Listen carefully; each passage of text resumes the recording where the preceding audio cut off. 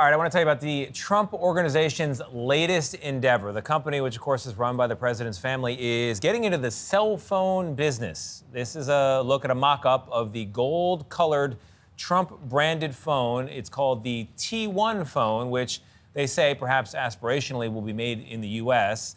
The product announcement was met with some questions about how feasible a U.S.-built smartphone is at the advertised low price of $499. As well as whether this could create an additional conflict of interest for President Trump.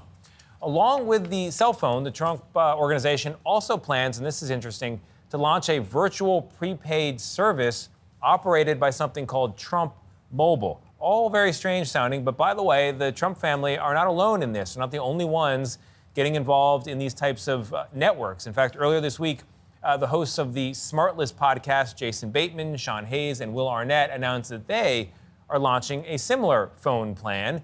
And last year, even I knew about this one, actor Ryan Reynolds sold his stake in Mint Mobile Network to T-Mobile in a deal worth more than $1.3 billion.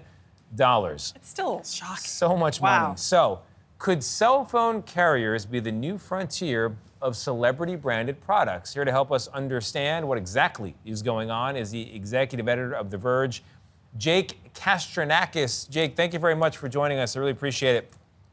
Jason Bateman is not putting up cell phone towers.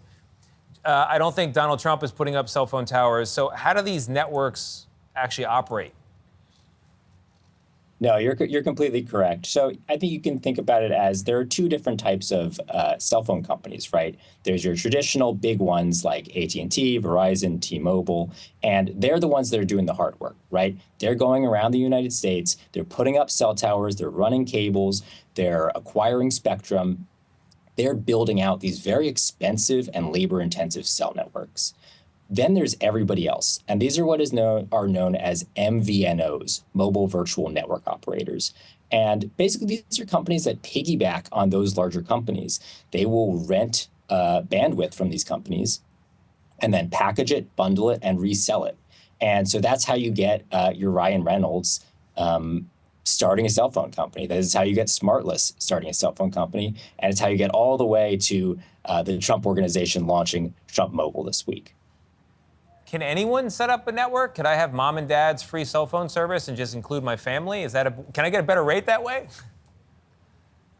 You might be able to. I think, ultimately you're going to need some bulk of customers in order to make that worthwhile for you. I don't know if just your own family is going to be enough there. But that really speaks to what this is, right? This is a branding exercise. And this is why Ryan Reynolds was did such a good job with this, right? He made these phenomenal ads. Everybody wanted to be part of Ryan Reynolds' service. This is also why I think we're seeing Smartless get into it. And I think the Trump Organization is nothing if not a branding organization, right? This is what they do. They put their name on things. And here they're taking somebody else's network, they're putting their name on it, and they're saying, hey, you like the Trump Organization? Well, come on over. Now we have cell service. So, Jake, much has been made about the claim that the phone could be made in the U.S. Is that logistically possible? Do we have the infrastructure to make phones here? I do not think the Trump Organization is going to be making this phone in America. What they have shown so far, it looks very much like a random Chinese phone that they bought off of Amazon and are probably importing. I think the chances that they have set up a supply chain that we're not aware of in order to make a phone in the U.S., particularly at $499, is next to impossible.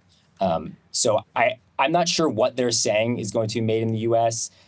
I don't think that's happening, right? President Trump has put a lot of energy trying to get Apple to bring their phone manufacturing to the U.S. There are all these estimates. It would cost thousands of dollars more for them to assemble it in the United States. So the idea that the Trump Organization has figured out a way to do that for just $500 and done it and they're going to do it in just 2 months' time. I just don't think that's happening. Jake, do you think this is potentially lucrative for the Trump Organization? Well, you mentioned it earlier with Ryan Reynolds, right? Ryan Reynolds sold Mint Mobile for $1.3 billion to T-Mobile. And what I think is really delightful about that is they were running off of T-Mobile's network already. They sold a brand to T-Mobile that was just selling the exact same service that T-Mobile already offered. So, there is the possibility, right? If they are able to get a huge customer base, this could be lucrative. But again, this is a branding exercise. They have to get people to sign up. They need to get a ton of people on board, right? Ryan Reynolds didn't build that overnight. And, it took a lot of very charming advertising over a very long period of time. And so if the Trump organization is going to put a lot of effort and energy into this, perhaps they can get there. But, just looking at the website today, this looks like something they kind of threw together overnight. This is not even something that they, I think, spun up wholesale. They're already working with another MVNO and just rebranding that MVNO service. So it's not clear to me exactly how committed they are to making this a big home run hit. Well, we know their brand is strong. Jake, you laid it all out. Makes a lot of sense. We'll see what happens and if it'll be made or just assembled or packaged in the USA. We'll see what happens. Maybe unboxed in the US. Unboxed in the USA, that's for sure. All right. Thank you so much, Jake.